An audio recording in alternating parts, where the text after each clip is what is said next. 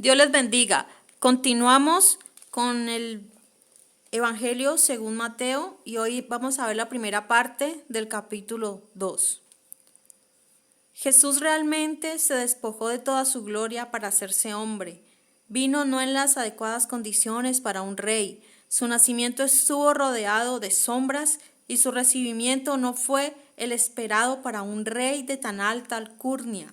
Aunque es llamado el deseado de las naciones, a lo suyo vino y los suyos no le recibieron. Con todo podemos ver destellos de su gloria manifestada al mundo. ¿Cómo recibió el mundo al Salvador? Mateo, que fue escrito para judíos como primeros destinatarios, va a presentarnos el recibimiento del pueblo gentil. Lucas mostrará el recibimiento del pueblo judío. Mateo mostró a los judíos cómo fueron las escrituras cumplidas en Jesús, como el Mesías de Israel. Vamos a ver algunas profecías respecto a su venida. Primero, saldrá estrella de Jacob y se levantará cetro de Israel. Eso está en Números 24:17. Esta cita sí la vamos a leer, dice así: lo veré, mas no ahora, lo miraré, mas no de cerca. Saldrá estrella de Jacob y se levantará cetro de Israel, y herirá las sienes de Moab y destruirá todos los hijos de Set. Bueno, esta profecía fue dada por Balaán. Segunda, nacido en Belén de Judea. Esto está en Miqueas 5:2. Tercera, llamado de Egipto. Esto está en Oseas 11:1. Cuarto, sería llamado Nazareno. Eso está en Isaías 11:1. Quinto, habría llanto en Ramá. Y eso está en Jeremías 31:15. Todo esto, todas estas profecías se cumplieron en Jesús y Mateo quería mostrar esto a los judíos. Bien, vamos ahora sí al versículo 1 de Mateo capítulo 2. Dice: cuando Jesús nació en Belén de Judea, en días del rey Herodes, vinieron del oriente a Jerusalén unos magos. Bueno, ahí vamos a detenernos, vamos a empezar paso a paso. A ver, primero que todo vamos a ver Belén de Judea, vamos a ver Herodes y vamos a ver los magos o los sabios de Oriente. Primero que todo, vemos que se distingue bien Belén de Judea para diferenciarlo de Belén de Zabulón. Es decir, que había más de una Belén, ¿sí? Entonces Mateo quiso distinguir bien dónde había nacido Jesús, en Belén de Judea. Es la misma Belén Efrata. Belén significa casa del pan, el pan de vida. Bueno, hay pan tanto físico como espiritual.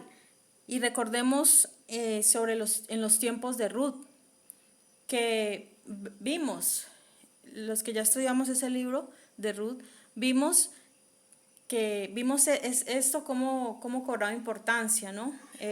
Cómo la ciudad de Belén, bueno, le llamamos ciudad, pero en realidad era un pueblo pequeño. Noemí, Elimelec, su esposo y sus 2 hijos salieron de Belén cuando hubo hambruna allí en ese lugar. Ellos se fueron hacia Moab. Bueno, eso fue en tiempos de los jueces, pero durante ese tiempo digamos que cuando habían hambres, era por causa del pecado. Era una manera de Dios tratar con el pueblo, con su pueblo Israel, para que ellos se volvieran y se arrepintieran. Entonces, por eso hubo en aquellos días hambre y ellos se fueron de Belén, o sea, se fueron de la casa del pan. Pero más adelante Noemí ya era viuda, ya había perdido a sus 2 hijos. Noemí escucha desde donde está que en Belén nuevamente el Señor ha visitado a su pueblo y les ha dado bendición, hay pan. Entonces Noemí emprende nuevamente el viaje hacia su tierra Belén junto con Ruth, y allí se desarrolla esta hermosa historia. Y también es importante mencionar esto, ya que Ruth fue la bisabuela del rey David, que nace también en Belén, el rey de David. Dice, Belén fue la casa ancestral del rey de David. Ruth fue la bisabuela de David. Era un pueblo pequeño y sin mucha importancia, aún así grande como ninguna otra, o como ningún otro pueblo o ciudad o cosmopolitan. Allí nació el Salvador. Bueno, acerca del nacimiento de Jesús, es mejor poner, acerca pues de la fecha, es mejor poner un rango, ya que no se sabe con seguridad en qué año nació el Salvador, pero ponemos ese rango entre el año 4 al 7 antes de Cristo. Ahora sí hablemos de Herodes. Herodes, mal llamado Herodes el Grande, fue un usurpador. Él no era judío, él era edomita o idumeo, ya era viejo. Es probable que le hubieran asignado el título de rey de los judíos. Hombre muy cruel y con enfermedad mental paranoica. A todo del que él sospechara que le quitaría su reino, lo mandaba asesinar. Fue llamado el Grande, tal vez porque fue un gran gobernador, constructor y administrador, también un gran político. En constructor vemos que hizo proyectos de construcción del templo, administrador, alivio durante las hambrunas, pero también amaba el poder y oprimía al pueblo con impuestos exagerados. Tan cruel fue que mató a sacerdotes judíos y a una de sus mujeres, una princesa Asmonea, que era amada. También mandó a asesinar a 2 de sus propios hijos que tuvo que esta princesa tuvo de él. Bueno, todo esto era por miedo a perder el trono. También mandó a asesinar a su suegra, a su cuñado. Y al pasar de los años, su paranoia crecía. Tan cruel que antes de morir, al saber que ya iba a morir y tal vez nadie lo iba a llorar, tomó prisioneros sacerdotes judíos para que cuando él muriera los ejecutaran a ellos, para que hubiera duelo sí o sí. Pero al parecer esta orden pudo ser revocada. Hablar un poquito acerca de los magos, del griego magoi. Malentendidos y leyendas abundan acerca de ellos. Podemos decir que son hombres sabios, eran gentiles. Los gentiles también tuvieron interés por el Salvador recién nacido. Hay un salmo que dice, los gentiles vendrán a tu luz y los reyes al resplandor de tu resurrección. Eran observadores diligentes de las estrellas. El término magoi libremente cubría una variedad de nombres interesados en sueños, astrología, magia, astronomía, filosofía. Eran sabios, así como Daniel y sus compañeros. Pertenecían a la casta erudita, habían sido instruidos en la sabiduría de Oriente. Tal vez su aprendizaje no había degenerado en la magia.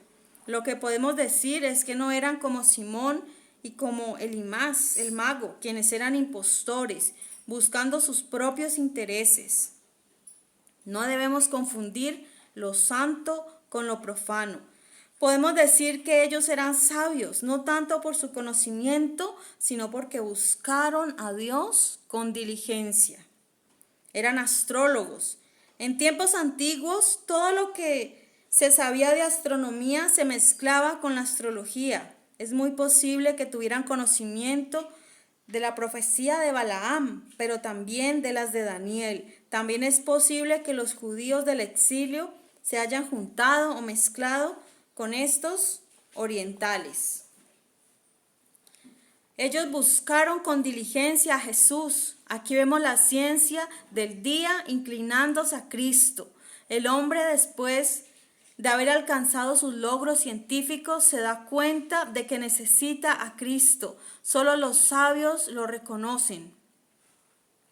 Dios usó el conocimiento de estos hombres, quizá eran también supersticiosos, para guiarlos a la luz de Cristo, la luz del mundo.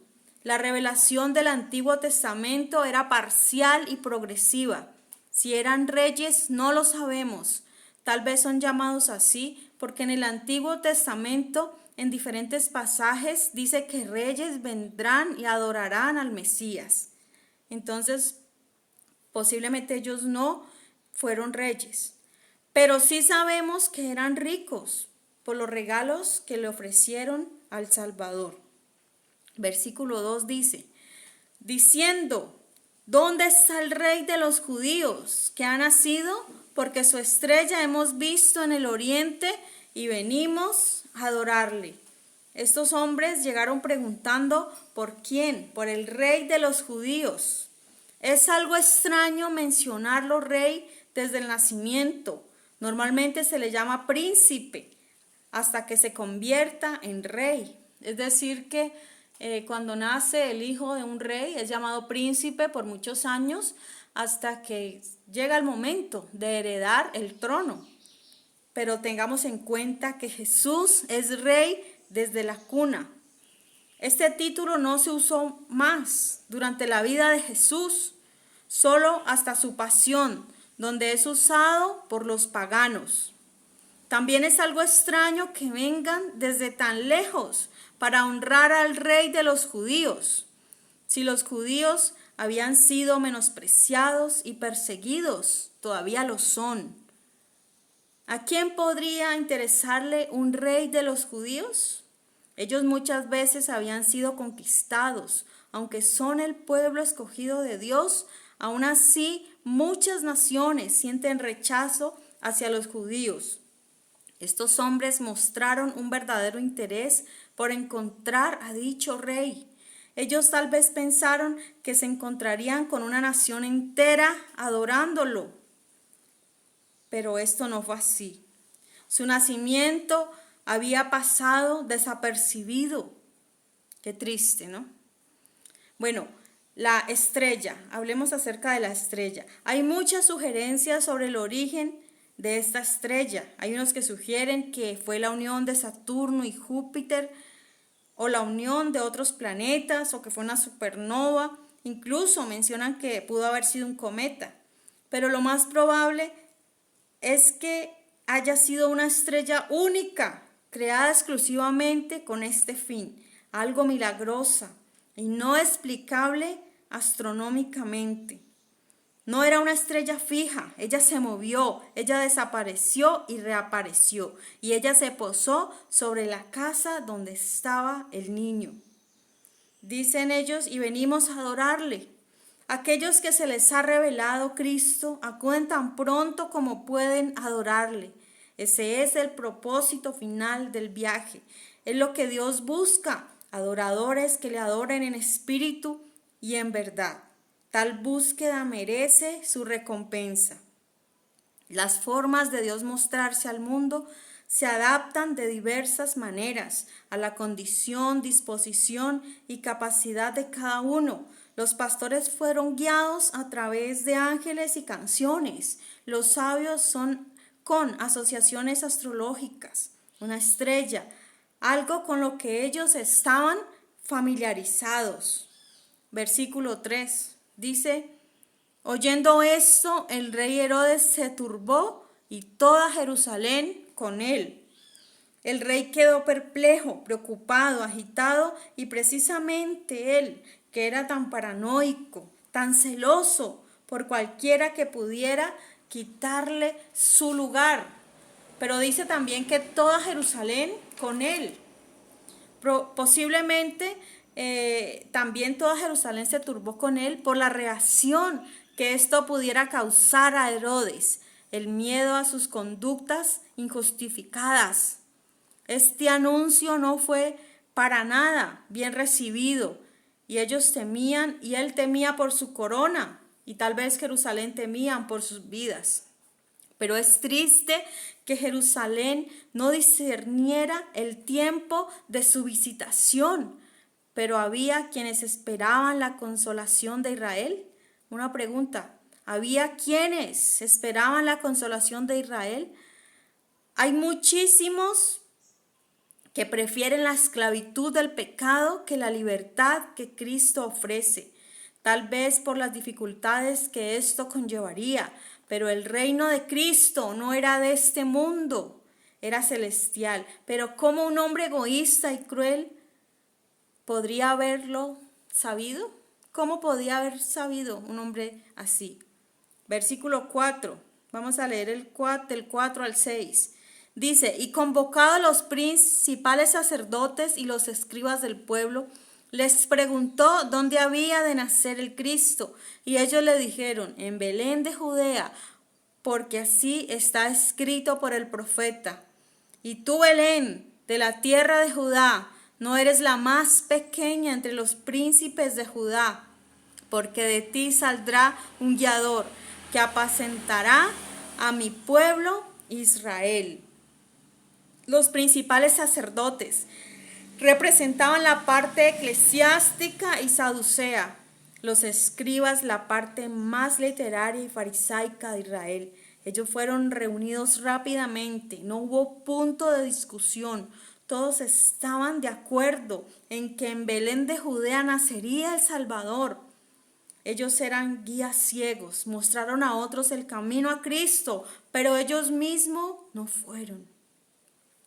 Bueno, los principales sacerdotes incluiría también a quienes en algún momento hubieran ejercido como sumo sacerdote. Los escribas eran los maestros de la ley, eran expertos en el Antiguo Testamento y su tradición oral. Ellos citaron lo que dice Miqueas 5:2. Ahí fue lo que ellos estaban citando. Este Mesías sería un guiador para el pueblo de Israel. Ellos tenían la información correcta, pero no mostraron interés por conocer al Mesías. Ellos mismos, y aún estando tan cerca, a unos kilómetros, a unos pocos kilómetros, tan cerca y tan lejos. En lo personal, cuando estudio algo, en lo posible, bueno me fuera poder viajar al lugar de los hechos. A veces los que estamos más lejos tenemos mayores deseos de hacer realidad a lo estudiado. Ver que esa palabra que has aprendido recobra vida frente a tus ojos. Y bueno, esto que lo escribí, fue porque, por ejemplo, cuando yo estudié las 7 iglesias del Apocalipsis, mi mayor deseo era poder viajar, poder ir a cada una de estos lugares, aunque yo sé que muchos de ellos son ruinas hoy en día. La ciudad de Filadelfia, está Sardis, está la Odisea, está Pérgamo, Tiatira, bueno, todas las 7 iglesias. Qué bueno, ¿no? Uno poder ir a esos lugares y ya va a tener mucho más.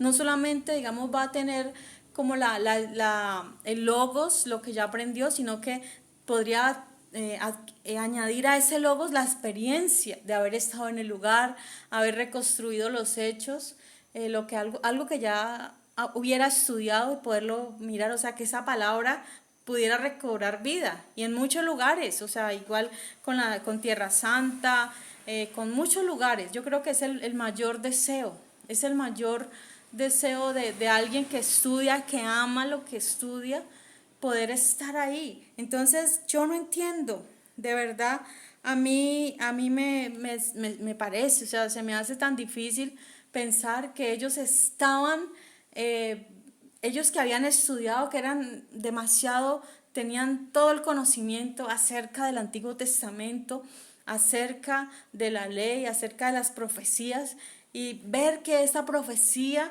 ver que el Maestro, ver que el Salvador, que en la ciudad de David, en Belén de Judea, estaban haciendo el Salvador, que ahí nacería, y pensar que en estos hombres sabios llegaron desde tan lejos, se tomaron el tiempo para viajar, no les importó cuánto les costara ese viaje, cuántas incomodidades de pronto en el viaje, porque no era un viaje en avión, no era un viaje expreso, era un viaje complicado a través del desierto, calor, o sea, todas las incomodidades que implica un viaje de esto, pero ellos desde tan lejanas tierras llegaron y la alegría que les dio todo esto, y yo pienso en los escribas, en los sacerdotes, como ellos, en su desinterés, no mostraron ese interés por siquiera ir y ver el cumplimiento de una profecía. Tenían la oportunidad, estaban a solamente unos pocos kilómetros, unos 11 kilómetros, estaban en Jerusalén de Belén. Entonces era muy fácil, ese viaje era corto. Y cómo ellos ignoraron completamente el nacimiento de Jesús. Por eso dice el verso, lo suyo vino, pero los suyos no le recibieron. Dice, la letra mata, pero el espíritu vivifica.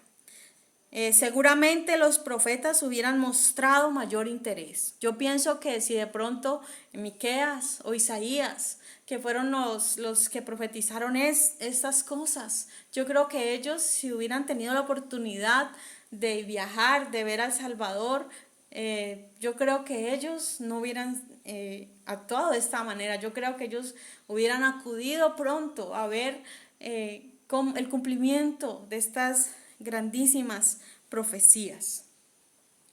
Acerca de Belén, Belén de Judea no era más que un pequeño pueblo, hablando pues de extensión y de extensión y digamos de población también, pero se destaca más prominente que todas las ciudades del mundo.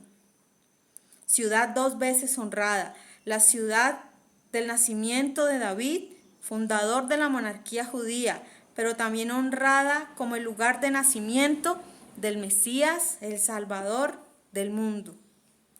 Versículo 7. Entonces Herodes, llamando en secreto a los magos, indagó de ellos diligentemente el tiempo de la aparición de la estrella. Bueno, entonces llamó en secreto, no quería hacer público sus temores y celos, y tampoco quería que se diese aviso a los padres acerca de su interés por el nuevo rey. Tal vez esta fue la razón por la que él los llamó a ellos en secreto. Quería obtener información precisa sobre el tiempo de la aparición de la estrella, ya que esto le daría la edad del niño. Herodes más adelante va a mandar asesinar a todos los menores de 2 años.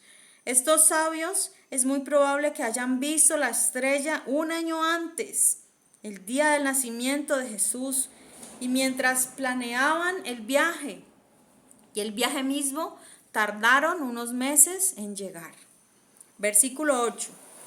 Dice, y enviándolos a Belén dijo, id allá y averiguad con diligencia acerca del niño, y cuando le halléis, hacédmelo saber, para que yo también vaya y le adore.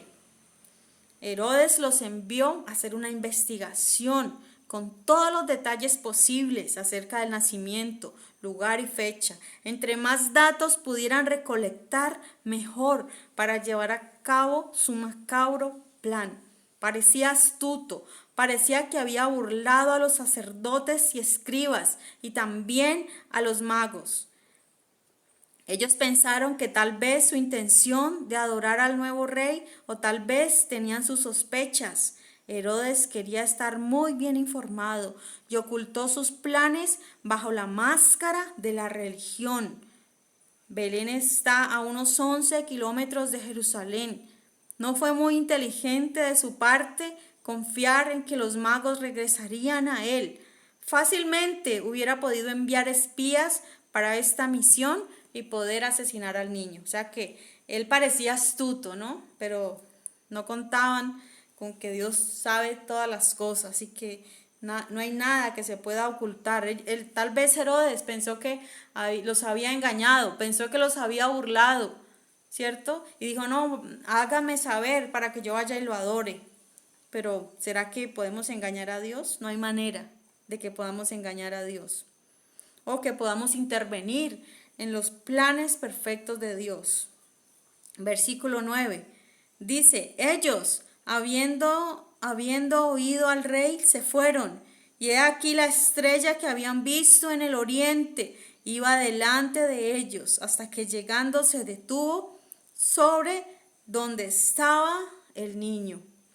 Ellos creyeron a las escrituras y se dirigieron a Belén. Ellos tenían un objetivo bien claro. Era hora de continuar hacia ese destino glorioso, de encontrarse con el Salvador del mundo. Esta estrella no es oriental.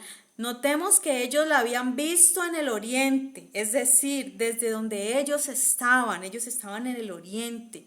Fue visible para ellos y los guió hacia el occidente. La estrella parece haber desaparecido, pero de nuevo, milagrosamente reaparece. Dios no nos dejará andar en oscuridad cuando lo buscamos con fe y con ansias. Esta no era una estrella fija en un punto, sino una estrella móvil. Esta les guió hasta una vivienda temporal donde estaba esta sagrada familia. Allí encontraron al niño. Versículo 10 dice, y al ver la estrella se regocijaron con muy grande gozo.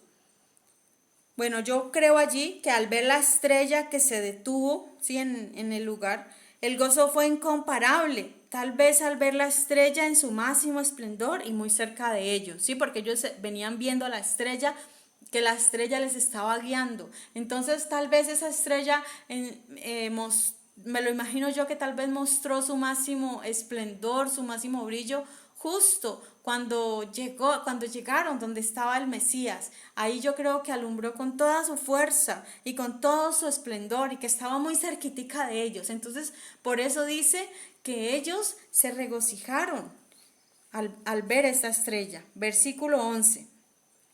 Y al entrar en la casa, vieron al niño con su madre María, y postrándose lo adoraron, y abrieron sus tesoros, le ofrecieron presentes, oro, incienso y mirra.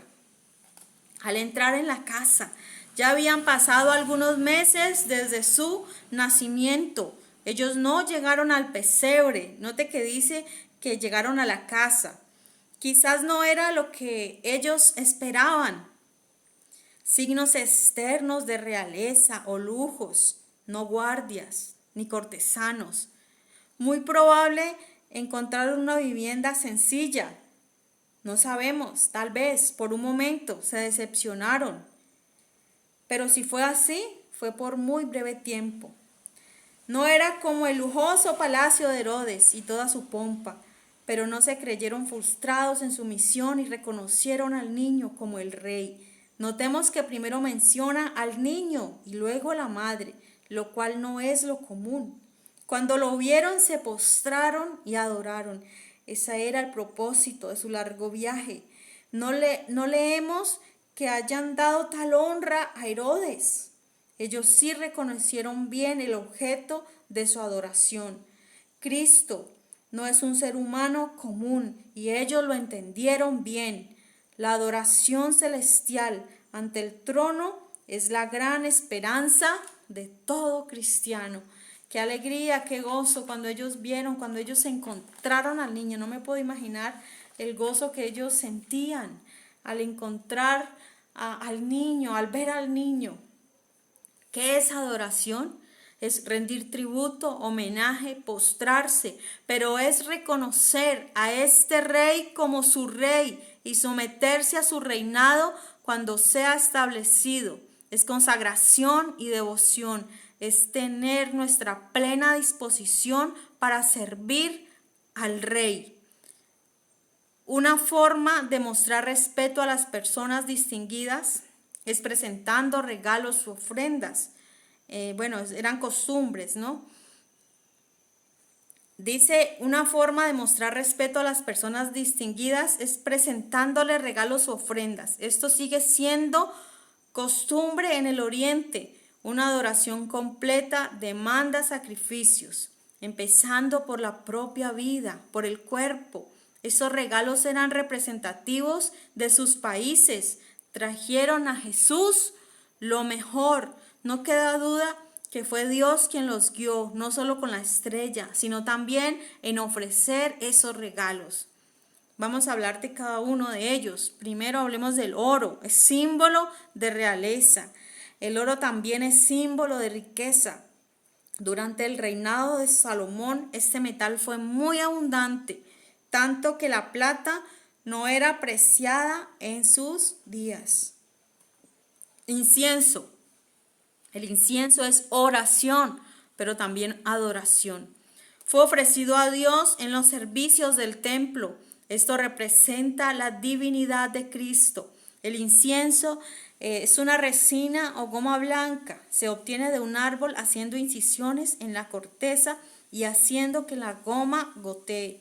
Es altamente fragante cuando se quema. Por eso se quemaba como una ofrenda de olor grato. Ofrenda agradable a Dios. Se encuentra en Arabia y en la India. En Éxodo 30, versículos 34 al 36, habla de una fórmula sagrada. Era de uso exclusivo. Estaba prohibido copiar esta mezcla para uso personal. Era considerado algo santo y sagrado y reservado únicamente para ofrecerlo a Dios. Se quemaba diariamente, por la mañana y por la tarde, en un altar de oro, también conocido como el altar de incienso. Ahorita hablemos de la mirra. Habla de su parte humana, resina aromática muy valiosa, obtenida de un arbusto. Para su obtención tocaba que golpear el árbol, o toca que golpear el árbol, y parecía que brotaran como lágrimas, ¿sí? Es como que este árbol, al sufrir, digamos, como que llorara. Esta palabra se puede usar indistintamente con Esmirna. Esmirna, una de las 7 iglesias en el Apocalipsis, que Esmirna y mirra significan lo mismo. Y si vamos allá al libro de Apocalipsis, vemos que Esmirna fue una de las iglesias que fue perseguida, que tenían que sufrir, pero el Señor les hizo grandes promesas cuando entregaran su vida por causa de Cristo. A ellos les tocó padecer sufrimiento. Representa la humanidad, sacrificio y sufrimiento y muerte de Jesús. Se usaba para embalsamar cadáveres, además de otros usos cosméticos. En Isaías 66, bueno, voy a ir allí, me parece importante leerlo allí en Isaías 66, que no se me embolate. Dice así, Isaías 66. Multitud de camellos te cubrirá, dromedarios de Madián y de Efa. Vendrán todos los de Sabá, traerán oro e incienso y publicarán alabanzas de Jehová. ¿Cuál de esos elementos faltan? Sí, falta la mirra. ¿Pero por qué? Porque aquí en Isaías está hablando de la segunda venida del Señor. En su primera venida el Señor vino y el ser humano hizo lo que quiso con él, lo escupieron, lo abofetearon, todo. El ser humano hizo de todo con Cristo Jesús, vino, entregó su vida, sufrió. En su segunda venida, Cristo ya no viene a morir más, ya no viene más a sufrir, no, por eso estos reyes ya no le presentan más la mirra, porque Cristo ya no viene a sufrir más. En su primera venida sí vino como siervo, vino como un cordero que fue llevado al matadero, pero en su segunda venida ya viene como el rey que es, viene como el león, ¿sí? Esa parte del león de la tribu de Judá, ya no viene a sufrir más, por eso ahí no estaba la mirra. Bien, continúa acá. Dice, estos regalos no fueron presentados a José o María, sino a Jesús mismo, pero fueron ellos quienes lo administraron en beneficio de toda la familia, es decir, en beneficio de Jesús y de José y de María. Qué útil fueron estos presentes para cubrir los gastos del viaje, el viaje siguiente a Egipto, y proveerlos en todo lo necesario. Dios no dejó a esta familia sin su provisión divina. Hay que recordar que eran pobres. Esto lo podemos saber por el sacrificio que ofrecieron, un par de tórtolas o 2 palominos. Así pues, le ofrecieron oro como rey, incienso como a Dios y mirra como a hombre. Bueno, aquí yo tengo un comentario que yo hice y dice así. A veces a nosotros nos dicen o hemos escuchado que Dios no necesita dinero, ¿cierto? Es evidente que Dios no necesita dinero. Él es el dueño del oro y la plata. Pero sin duda, cuando los sabios de Oriente ofrecieron estos costosos presentes al Dios hecho hombre, esto suplió para sus propias necesidades y las de sus padres, ya que se encontraban en una condición de pobreza. Pasa lo mismo cuando damos para la obra de Dios. Es cierto que Dios no necesita dinero, pero su obra aquí en la tierra sí lo necesita. Los que sirven en la congregación también lo necesitan. Entonces, yo creo que ese comentario lo dice todo. Bien, la idea de que eran tres reyes, bueno, o tres magos, surge de los presentes, ¿cierto? Porque fueron tres, que oro, que incienso y que mirra, e incluso les dan algunos nombres, ¿cierto? Que Baltasar, que Melchor, Gaspar, bueno, esos nombres, pero es poco probable que hayan sido solamente tres, ¿sí? Porque ahí en la Biblia no está, en el texto bíblico no está que hayan sido tres. Es poco probable, ya que estos sabios nunca viajaban solos por cuestiones de estatus y seguridad frente a los bandidos del desierto. Se desplazaban protegidos por escoltas militares, servientes y camelleros. Ellos viajaban en caravanas. Una comitiva de esa magnitud bien pudo haber sumado cientos de personas, lo que explicaría por qué Herodes y toda Jerusalén se turbaron ante su imponente llegada. Miren esto que voy a decir. Dice, también hay uno o más libros apócrifos. Apócrifos quiere decir que no forman parte del canon bíblico de nuestros 66 libros que tiene la Biblia. Pero es bueno, ¿no? A veces tener en cuenta leer algunas cosas. Dice que mencionan que Daniel, al ser un eunuco es decir que ellos no se podían casar, bueno, ellos habían sido prácticamente castrados. Dice, y ocupó cargos de prominencia en Babilonia. Fue rico y al no tener descendencia dejó sus tesoros para el Mesías, es decir, dio instrucciones acerca de su herencia para que fuera llevada cuando naciera el Mesías príncipe profetizado por él mismo. Bueno, esto para mí tiene sentido, ¿sí? Repito, hay un libro apócrifo que dice, y además que esto tiene sentido porque ellos venían de allá, de toda esa parte, ¿no? No sabemos exactamente el país, pero pudo ser de Arabia, de Persia, de Babilonia, donde estuvieron en Persia, en Babilonia, que estuvieron exiliados los judíos por tiempo y que Daniel profetizó acerca del Mesías príncipe, ¿sí? Entonces, lo que dice este libro apócrifo es que Daniel, un hombre que no tuvo hijos, que él permaneció como eunuco en el palacio del rey, él llegó a ser un personaje muy importante al él interpretar los sueños y todo esto. Él ocupó grandes cargos, no solamente bajo el reinado de Nabucodonosor, sino otros, creo que Darío, ¿sí? Entonces, él fue un hombre prominente allá en Babilonia.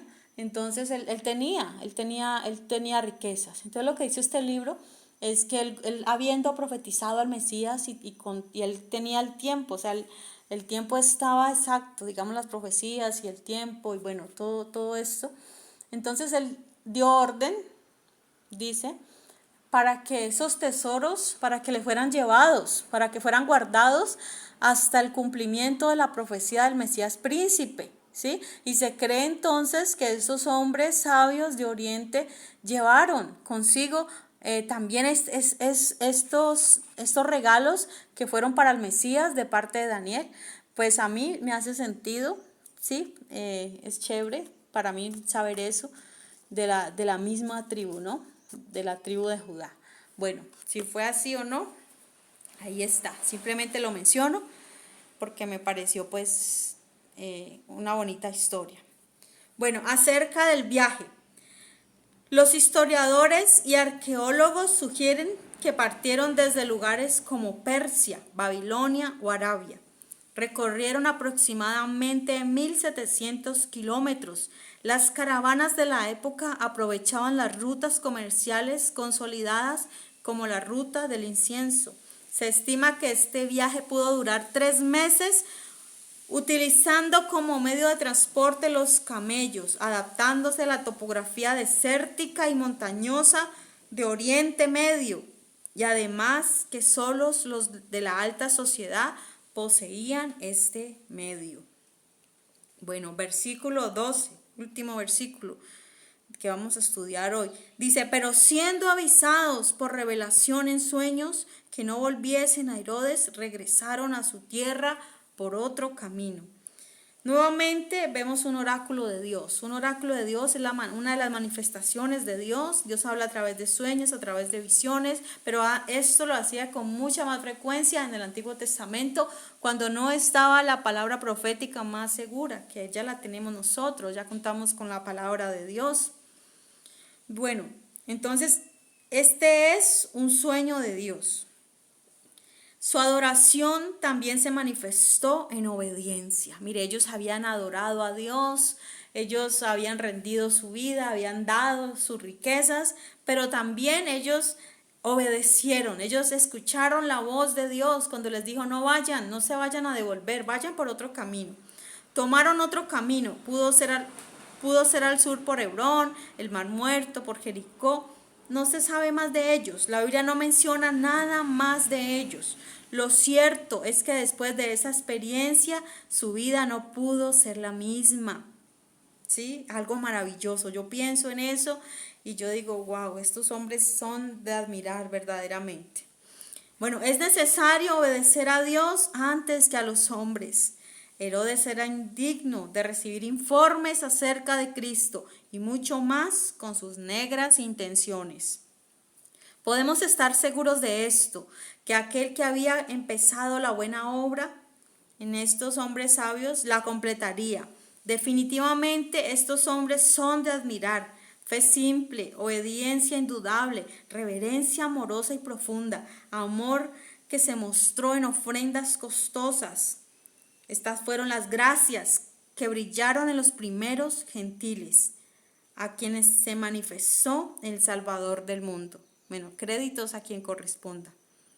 Bueno, voy a dar las conclusiones ya de esta parte. Dice, hombres gentiles fueron los primeros en llamar a las puertas de Jerusalén para encontrarse con el Mesías. Algo bueno para los gentiles, ¿no? Jesús, Salvador de sabios e ignorantes, magos y pastores, judíos y gentiles, pobres y ricos, santos como la Virgen, pero pecadores como rameras y publicanos, todos son bienvenidos a los pies de Cristo. Yo sé que mucho podemos aprender de estos hombres, podemos aprender muchas cosas, ellos nos dan lecciones, que Jesucristo también está atento, ¿no? al que le busca. La palabra dice, buscad y hallaréis. Estos hombres regresaron con gozo a su tierra, aunque no se menciona nada más de ellos. Sabemos que Cristo completó esa obra que ya había empezado en ellos. Algo muy, muy hermoso de aprender nosotros acerca de la adoración sincera, hacer lo que sea por encontrarnos con el Salvador. Ellos viajaron, a ellos no les importó ese largo viaje, pero todo esfuerzo merece su recompensa. Ellos fueron bien recompensados, estoy segura de eso. El pasaje ya no lo indica. El gozo y la alegría que ellos sintieron al ver la estrella y al mismo Jesús, tanto que se postraron y adoraron al Rey que vive por los siglos de los siglos. Amén.